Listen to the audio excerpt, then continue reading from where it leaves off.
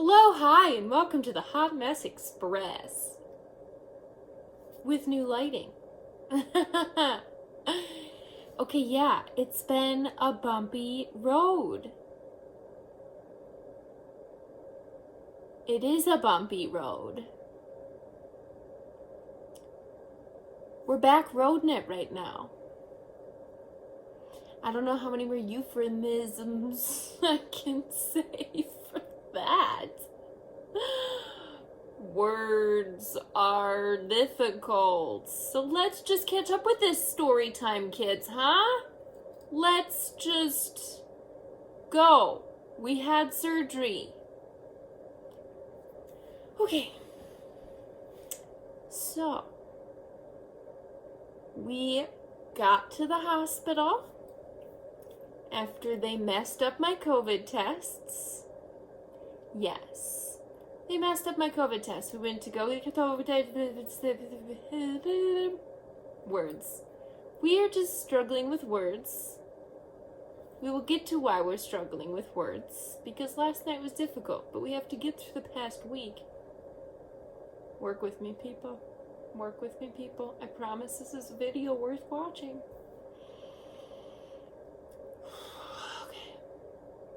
Because there's a big surprise at the end, you guys. The surprise. Okay. I got my pre-COVID test for the surgery. They called me and then went, bad news. Don't call somebody with a COVID test and say bad news. That is the worst thing you could ever do to somebody. Ever. I didn't have COVID.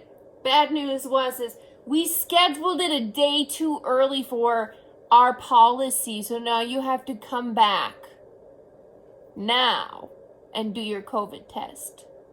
Like 24 hours after literally doing your COVID test. So I did. Went back in. I sat there trying to determine whether I wanted to shove it up the same nostril or do a different nostril and just have really two sore nostrils, or just one really sore nostril. I take two nasal medications, but one of them is a very strong pain medication that has to go up my nose because of my stiff attacks. And that was very difficult to take that medication after I decided to go up one side. Because that side was very bloody. Anyway, sorry for the TMI. Came back negative, obviously, because it was negative the day before. Got prepped. We went to surgery. Day of surgery, I went in and I said, we are getting my ferritin numbers. The day before, a couple days before surgery though, we had my H&P, history and physical, with my complex care doctor. We had a long conversation with this doctor. We let her know we were not comfortable with the situation.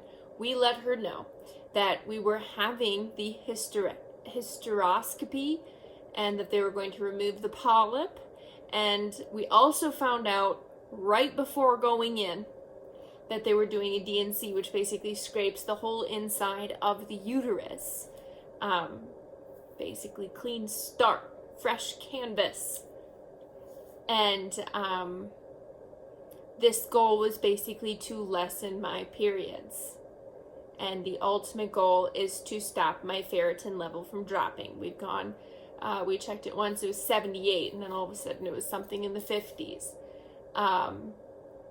And we just want the hysterectomy because our numbers are dropping and dropping and dropping, and my periods are now causing so many other issues. And I have no intention of making any children with this DNA. Because of the complex issues I have and the possibility of giving it on to my children. That I think is in another video. I'm pretty sure it is. And I made that clear to the doctor when we first met and she was on board. Found a note. We'll get to that later. Actually, no, I'll show it to you now. I found a note in my thing that I did not agree to, but found a note that says if her periods continue to be heavy after, that she would consider an endometrial ablation with placement of an IUD or tubal ligation versus a hysterectomy. She was comfortable with this plan, did not agree to that, did not say that, did not. But she decided to put that in my notes. So clearly my doctor does not want to give me the hysterectomy if it came down to it.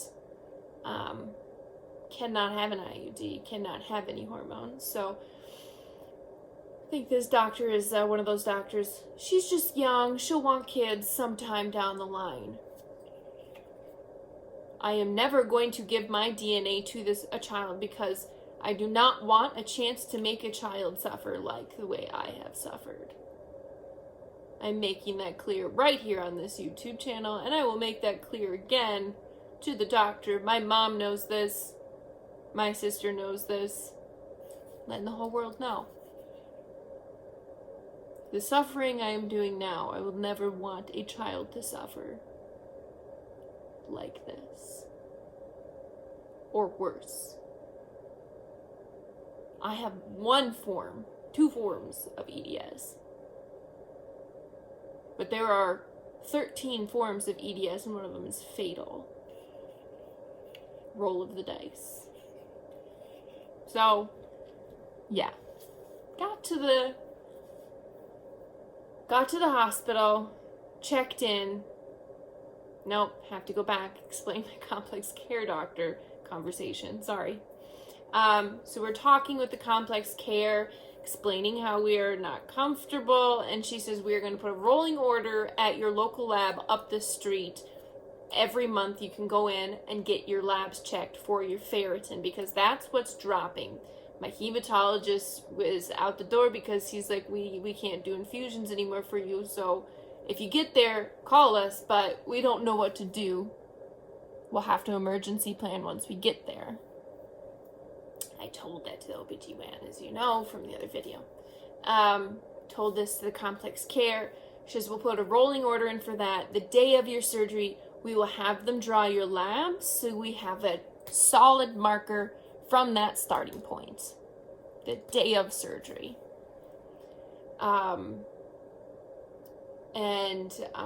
My doctor is completely on board with everything, and she understood, no, hysterectomy, like as soon as that number goes, it is go. It is a go.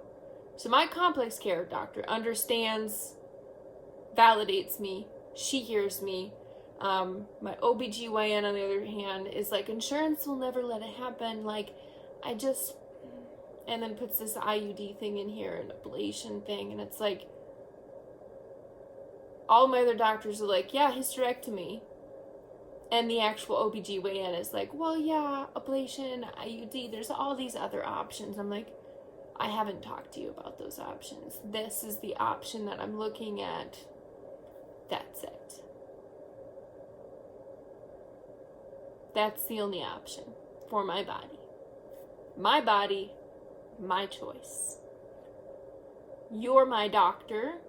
This is my body. I am losing blood, ferritin count, not blood, ferritin. And we don't know why, but it's coming from my flow. And that's why we need to get rid of this, on top of all of the other severe complications that are happening, which I will explain. And that's what was happening last night. And that's why my words are a bit scrambled right now. Part of those problems won't go away once we do the hysterectomy, and I will explain that as well. So the orders are in to go get the ferritin checked. Then we go get to the hospital, and we get checked in. We get there. They ask me to stand up for my weight, and I'm like, sorry, I can't. As I get wheeled in a wheelchair, the guy goes, oh, we'll just put you on there and you can hold yourself up. And I go, no, I can't stand. And he goes, oh, okay. And he brings in another nurse. The nurse goes, you need to stand up to get weighed. And I go, I'm in a wheelchair. I cannot stand. And I don't understand if somebody comes in a wheelchair, I understand there are ambulatory wheelchair users, but if somebody says, I cannot stand up, the person just gets another person to tell that person to stand up? This person clearly understood, spoke English, like this wasn't a lost in translation problem.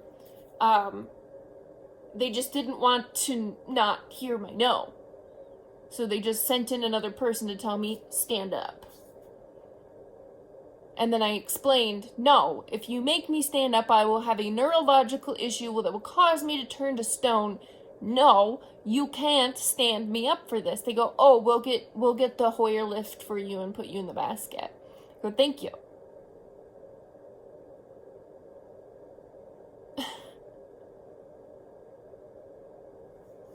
Thank you.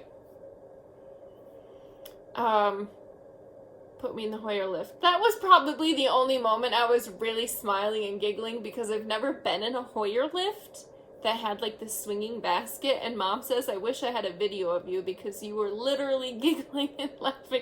I felt like I was going on a stork ride. Just swung me around in a little basket. It was so much fun. Honestly, if you're disabled and they offer you a Hoyer lift to weigh you, take it. It is a free ride, and unless you have claustrophobic issues, you might feel a little cramped, or you don't like feeling like you're free falling, maybe, because there's nothing underneath you. But other than that, take the opportunity. It's fun. And then drove me across the room for a little bit. Did that, got me dressed, put me in the blow-up teddy bear warmer thing. As happy as a clam sitting there just with my heater, because I'm always cold.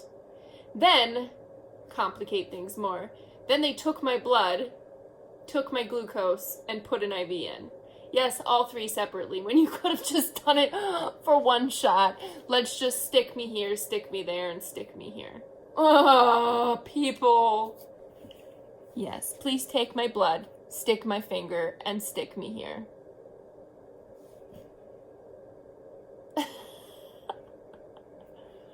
I'm not a nurse, I'm not a doctor, but I heard that it only takes 10,000 hours, which is about a year and so many hours.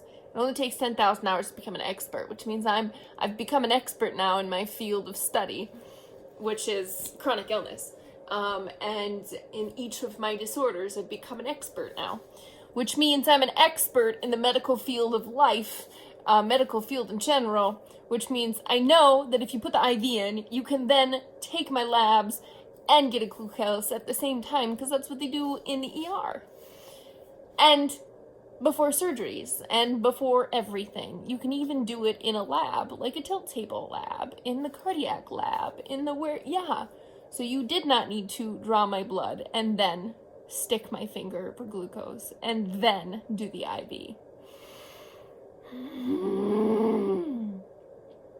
It's fine. I'm not a baby when it comes to sticks anymore. I'm basically like, just poke me, you traveling vampire. Anyway, to continue on, I came back and the labs came back and I said, what's my ferritin? She goes, 38. I went into my phone immediately and Mom goes, what was it before? And I go, 54. That was just a couple weeks ago. Mom and I's jaws hit the floor and we slowly dragged them back to our face and went, oh great. This is even lower than we expected before surgery. This is even a slimmer amount of space we have to move.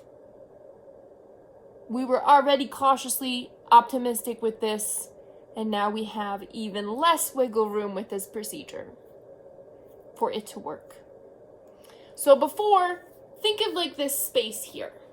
This is how much wiggle room we had before for this to work. Now we have this much wiggle room for this to work. Basically, our goal is, she said, You have a couple cycles for this to work. If it doesn't work, then we'll do the hysterectomy, she said. But if I have these couple cycles and I lose all of that ferritin, my ferritin will be gone. And then I can't have an infusion. And then I need a hysterectomy. But I can't have an infusion because the doctor doesn't have any infusions that are safe for me. And then what happens? What happens at ground zero? Nobody's explained this to me. What happens? What happens here? Nobody has explained this to me. What happens when the oxygen doesn't get to your organs? Nobody has explained this to me. What happens when there is no oxygen getting to your organs and you need a surgery and you have zero ferritin? Nobody has explained this to me. Nobody seems concerned but me and my mother and my other doctor. Nobody seems concerned that it's gone from 78.54 to 38 since January.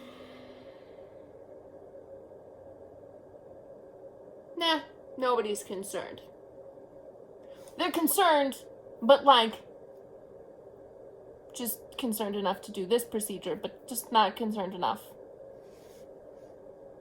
But it's okay. Standard range for ferritin is 12 to 150. Obviously, 12 is not a good number. 150 is where we want it. I was 5 when we started my infusions. 5. After my infusions, we got to 74. He was not happy that we only got to 74. I got to 74 only because we didn't finish my infusions because I ended up in anaphylaxis.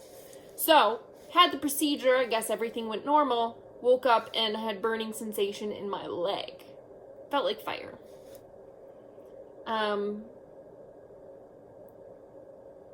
There was a little bruise on the edge of my knee, so I think that part of my knee, when my legs were up in the stirrups, my knee subluxated. EDS life, Ehlers-Danlos syndrome, yay. I think my left knee was subluxed when it was in the stirrup, and so it's been causing some issue and nerve issues, so I think it was just subluxed the whole time, which they had me put my legs up. They said, let her get into the spot, let her put her legs up. They let me adjust myself over, but I did not get off, obviously, because I was completely out. So I don't know if maybe they moved my leg wrong afterwards, or before. And there was a bump we found when I was waking up on the side of my knee. Strike 2. Strike 1 was after my MRI. I had a goose egg on the back of my head that was hot and like an actual like bloop. So somewhere during the MRI, somebody must have like boom when I was unconscious on anesthesia. The anesthesia. Somebody must have conked my head on the MRI machine. And somebody somewhere conked the side of my knee when I was under anesthesia. But that's also when you have EDS, you bruise easily and you just are a little bit blue. But that's also no excuse for having a giant ass goose egg on the top of your head, so that one was interesting. The bruise on the knee wasn't a goose egg, it was just a bruise. But I think I subluxated my knee when I was in the stirrups. Hips and knees have been very sore. Woke up from surgery, felt like I was being stabbed in every direction. They had to give me a round of big medicine. I'm just going to call it big medicine. And then they had to give me 4 rounds of medium medicine.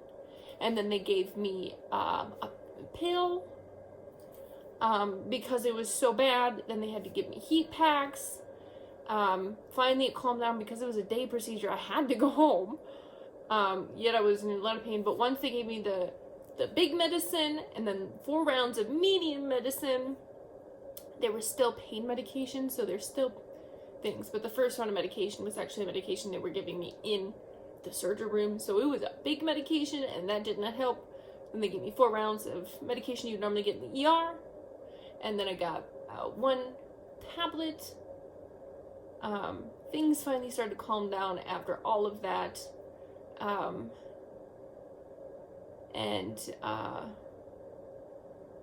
Then once things started to calm down with the heat pack on my stomach, they're like, okay, we gotta get you going.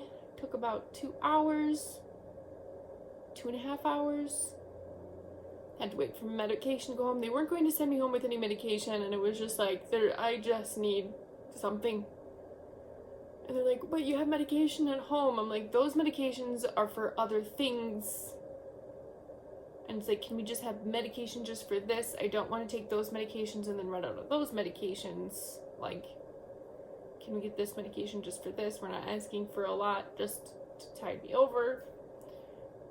That's the thing that I get really frustrated with. The doctor's like, you have medication at home. And it's like, if I use that medication for this, when I only use that medication for certain issues, and then I run out of that medication early, and then I have to call that doctor, and I'm like, I'm out. And they're like, why are you out early? And it's like, well, I had this surgery and I had to use that. I'm like, well, why did you use that?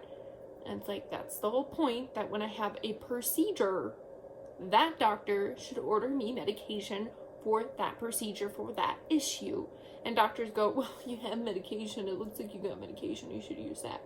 Personally, I feel like that doctor should order me medication for that problem.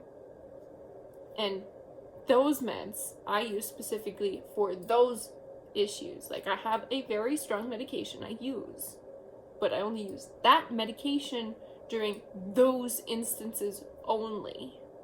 Like, that med is only for my stiff attacks. Nothing else. Anyway, I sit up, try to get to the wheelchair, and immediately have a stiff attack. On all of those heavy medications, have a stiff attack. And I'm just sitting on the edge of the bed. The nurses look at me, and they're just like,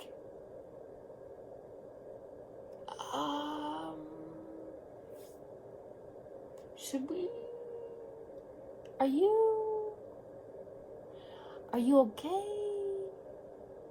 Should we let you go? How are you getting her home?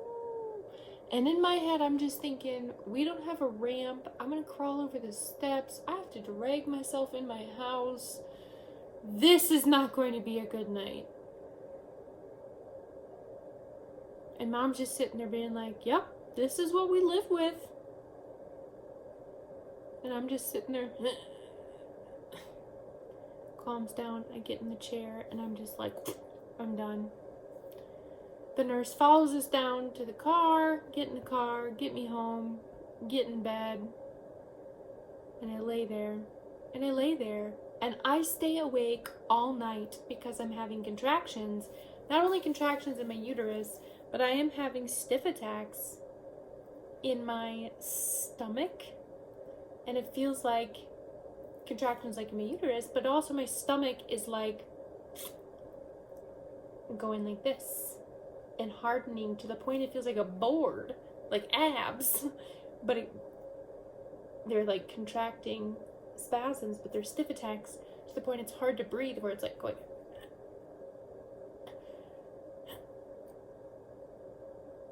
So because they've manipulated so much down here, it's triggered stiff attacks all in my lower abdomen, and it's like stretching up to my chest. So I'm going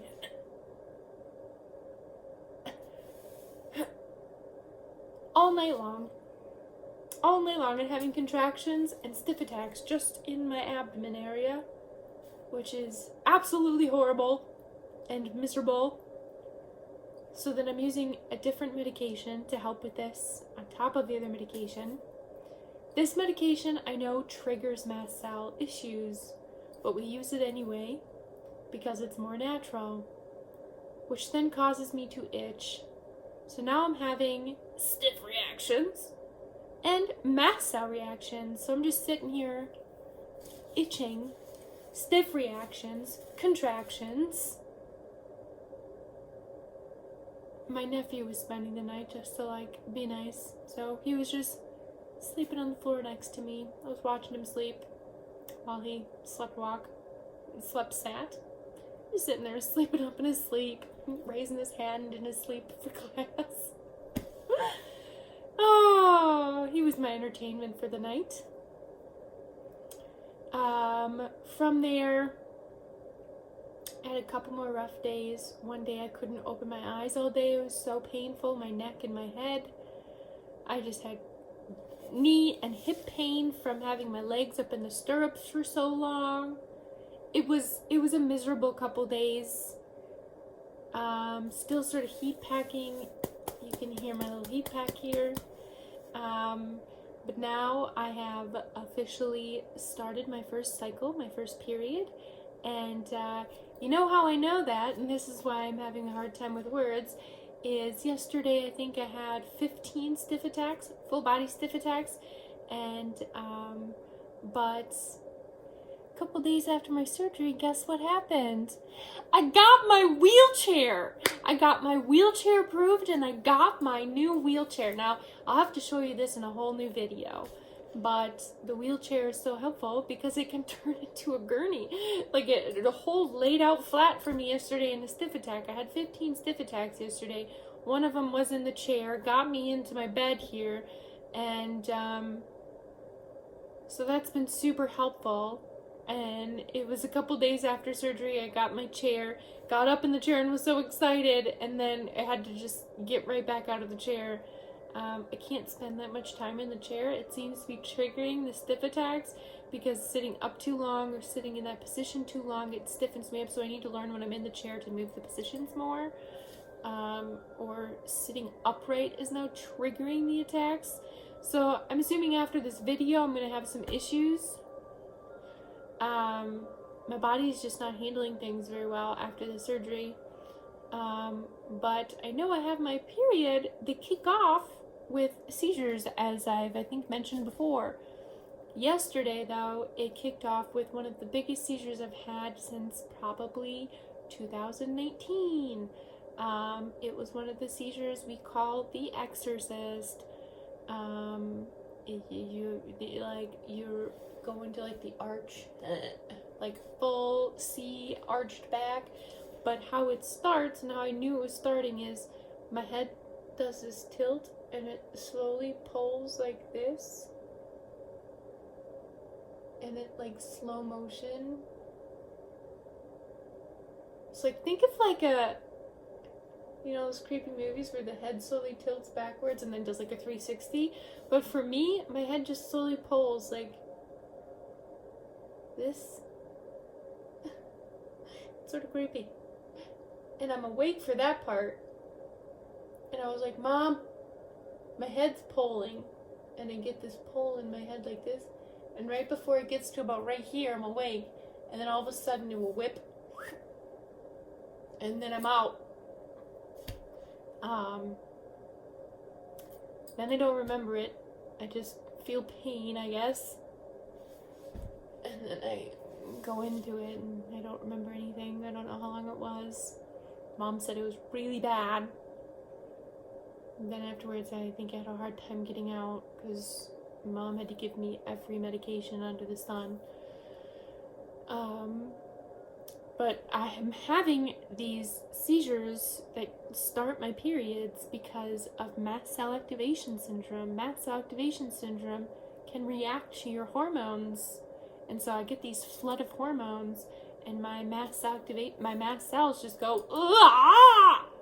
Here's the problem. Even if I were to have a hysterectomy, my ovaries would still stay in because we don't want to put me into premenopause. So that's where my eggs would still be there and still be dropping every month or still be in there. So I would still cycle.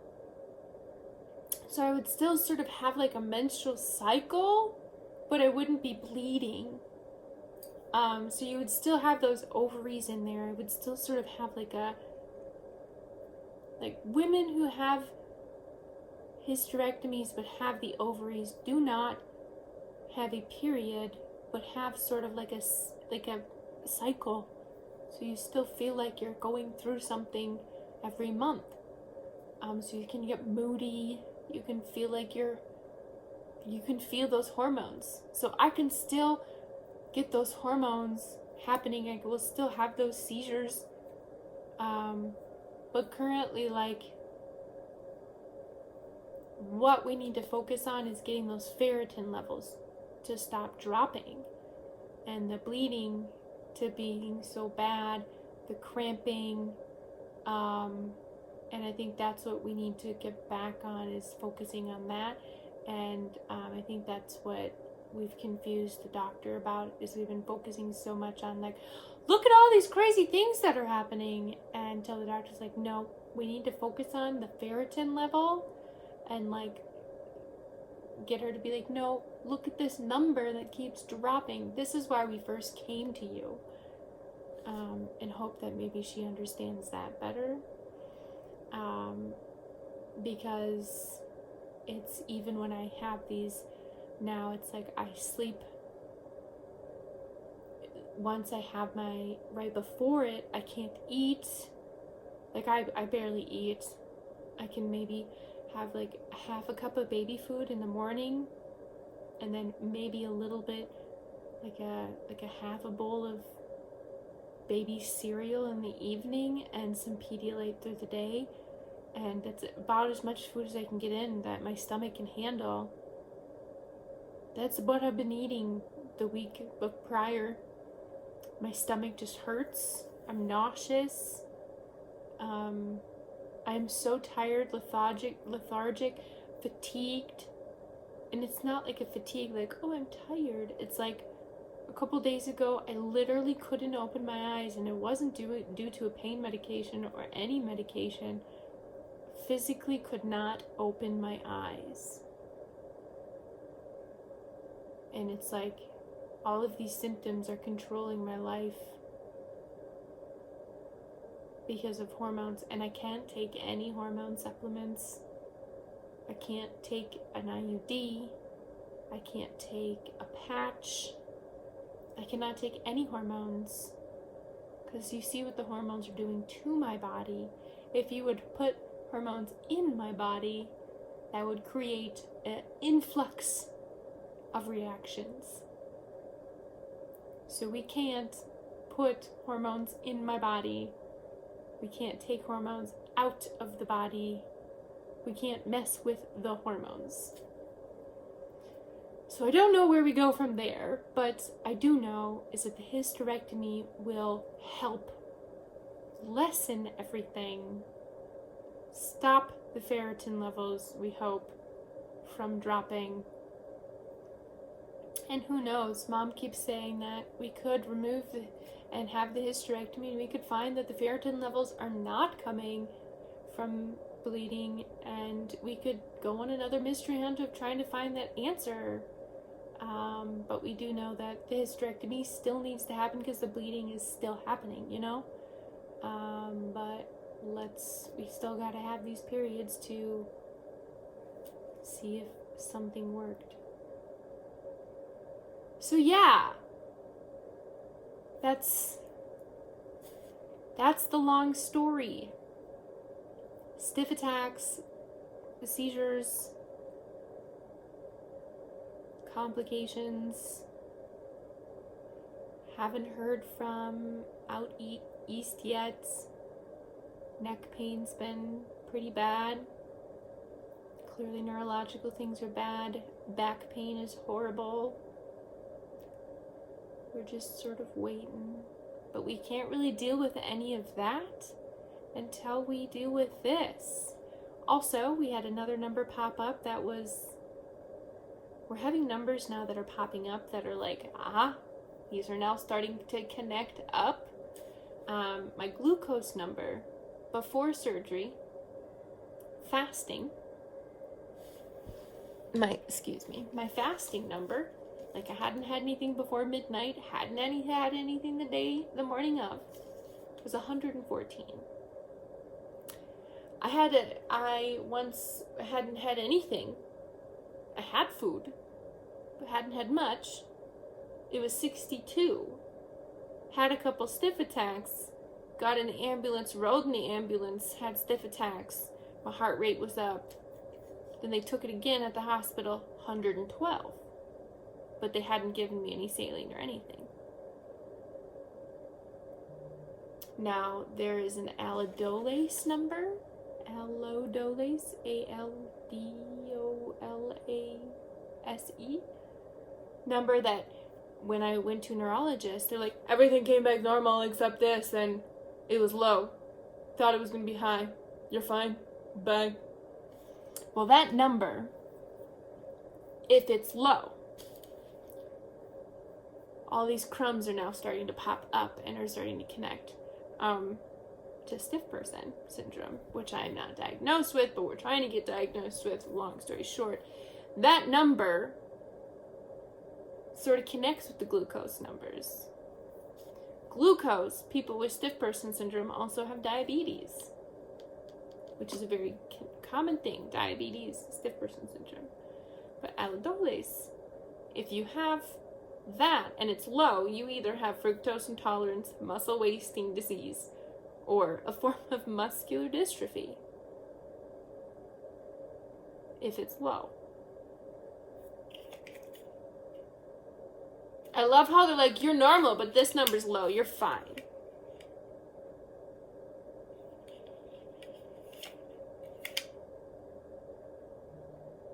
Why would they send me down that rabbit trail? Why would they just give me this crumb and just walk away?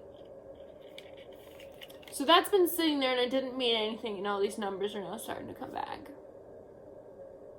And I'm just like, but wait. Told my doctor that, and she goes, was the allodolase A or B? Because that makes sense with these numbers and those numbers. Especially if you were having a stiff attack and it went from 62 and then it went to 112 within like 20 minutes. And that is an enzyme in your blood and with your muscle, and so I'm just putting it out here for anyone who's watching this. If they understand that thing and you've watched my stuff, if you understand that enzyme, it is spelled ALDOLASE, is an enzyme that helps convert glucose into energy. It is found throughout the body, but is primarily found in high levels in muscle tissue. Allodolase levels in the blood rise when a person has muscle damage. But mine were low. And that's why they were confused and said, you're fine. So we need to get them tested again, because this was done a long time ago. But if they're low,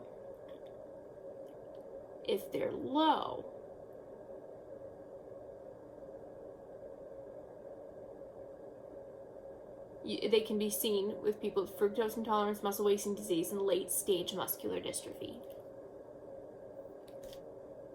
Yep.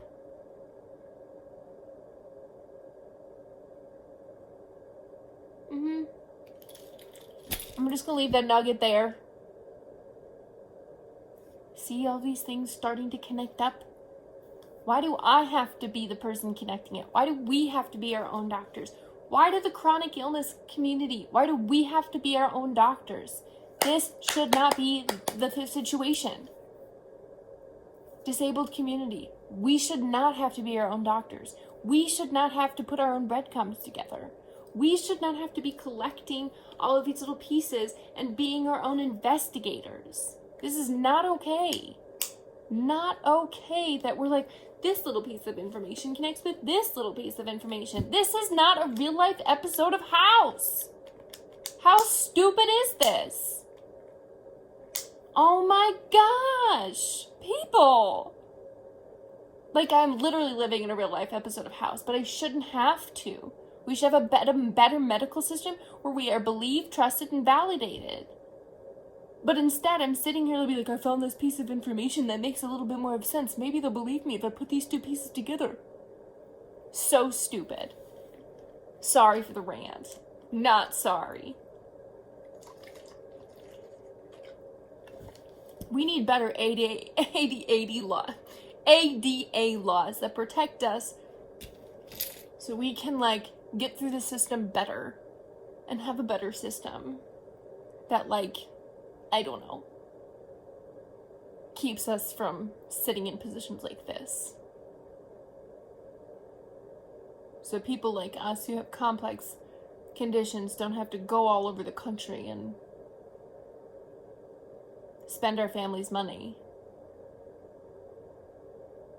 And insurance doesn't own us. And live in debt. Or not get care because you don't have the money and you're like, well, I'm dying from something, but I don't know because I don't have the money, so I'll just rot. Because that's the case for too many people. Or they just die from something and they don't know. That's even more depressing. The medical system is so messed up. Disabled pride. Come on, people. Fight the system. Oh, I'm so heated. Love you, people. I love you all. Okay. Go take your passion and figure your things out today, okay? I love you. Peace, love, and Cookie Monster. Love my fingernails, by the way. Got real distracted there for a minute. Check them out. They look like mermaids. My PCA did a good job. There's a fingernail shot. Yeah. Hey, they look like those... Oh, I forgot my screen is in black and white. I'm like, hey, it's in black and white. I thought they were in color. Yeah, no. They do not look like robin's eggs. They sort of do. Nope, they're mermaids. Okay, peace, love, and Cookie Monster, you guys. Stay good, stay safe, have low pain days. Yep. Next video, I will show you Bumblebee, which is the name of my wheelchair.